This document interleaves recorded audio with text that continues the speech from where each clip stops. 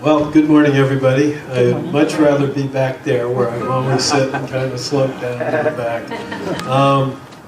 What unity means to me, and I was thinking about it, and I guess it was my journey into unity. And I hit a point in my life where I was opening up to the realm of spirit, and something had to change in my life. And it started with a simple prayer of, oh God, there has to be something better than this. And what had happened was I was going to a Unity church in Somerville in Massachusetts, and I was partaking with the men's group and everything, and my Sunday was filled with nothing but spiritual activity, and I said, do I need this much spirituality? Geez, I only have one day, a couple of days of the week off, you know, because I'm working, and I don't know if I need this much. And I backed away. And then a friend of mine had went up to a Unity church in Amesbury, Massachusetts. And those of you who went on the trip to the Holy Land got to meet Reverend Shipley Allison. Oh, okay. She's dynamic.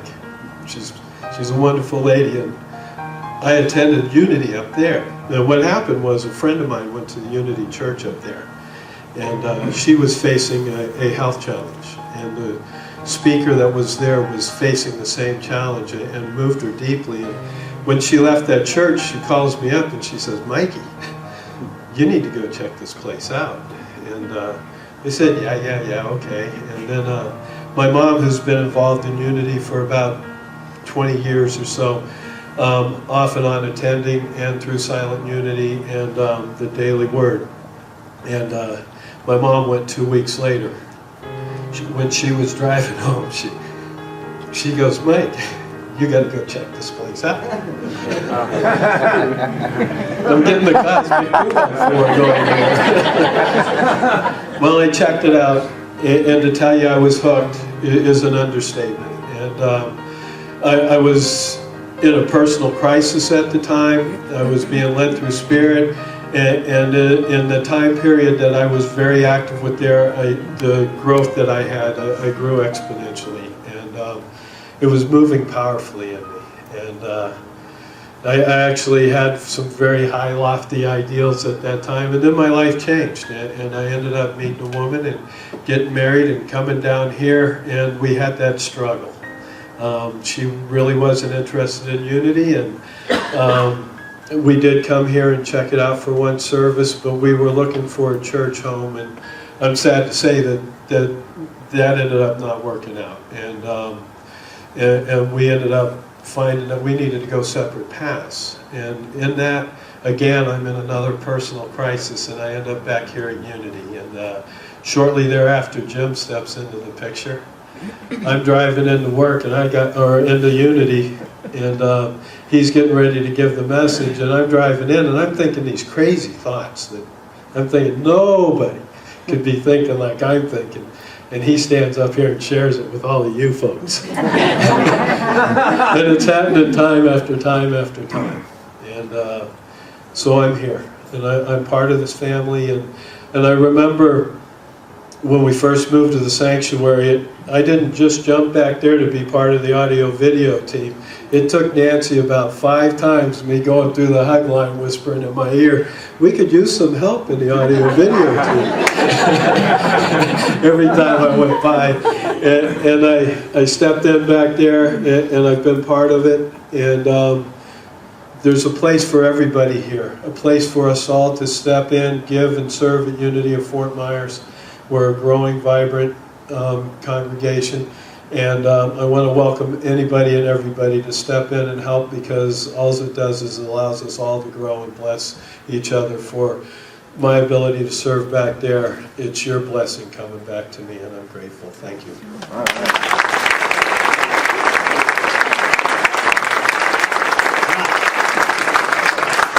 You guys you're amazing, amazing.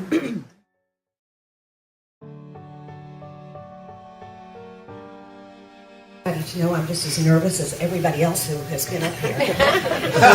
But one of the many little things I've learned about Unity already is that if you just jump in, it all turns out okay. So, Jim wanted me to tell you my story. It's short but sweet.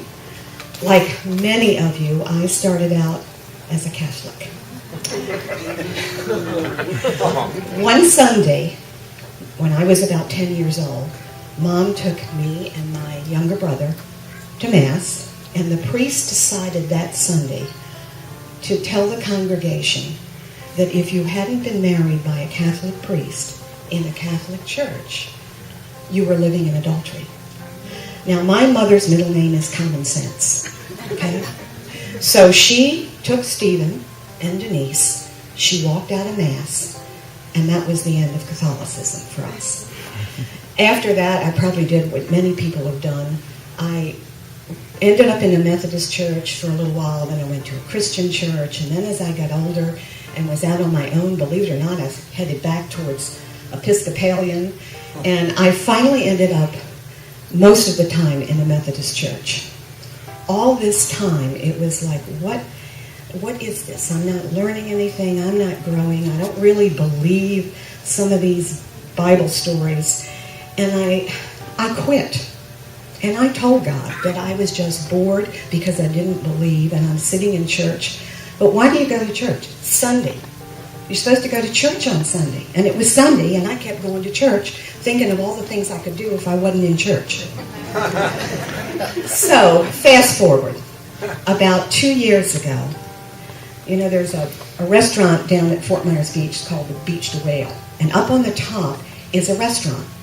And my girlfriend and I occasionally eat there. So one Friday night, after we had solved the crisis in the economy and gotten the Afghanistan war all settled, she's one of those girlfriends. She knows everything about me and she still likes me.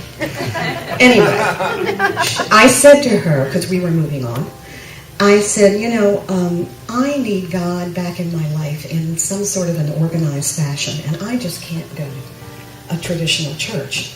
And she looked at me and she said, you might like Unity. And I said, Unity? Because I knew that didn't sound like a temple, and she was kind of exploring Buddhism at the time. She said, well, I had a client. She happens to be a CPA. She said, I had a client that kept talking about Unity whenever she'd come in, and I decided that if I made a change, that would be the church I'd try, so you might like it. Okay, long story short, 2 weeks later, here I am.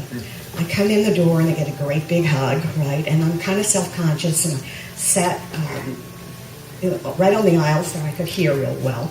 And this thing was going with all the activities, and I honed right in on book club. Little did I know they'd been reading Secret for 2 years, but I honed in on that. And then this lady got up and sat up here with a guitar, and it was rocking. It was like no other hymn I'd ever heard, Finally, the big show, the star comes on, Jim.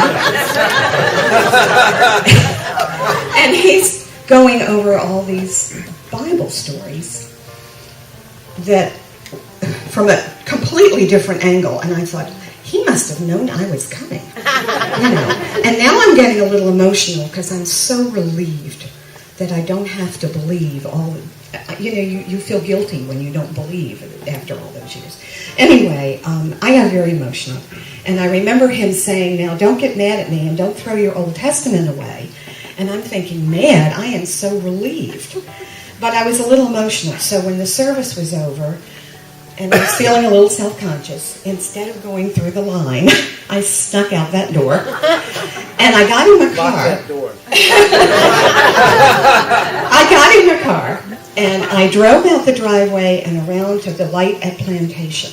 And I know this will sound very corny, but when I got to that light, it was red, and I sat there, and I was very much aware of how I felt, and the only word I can use to describe it was happy.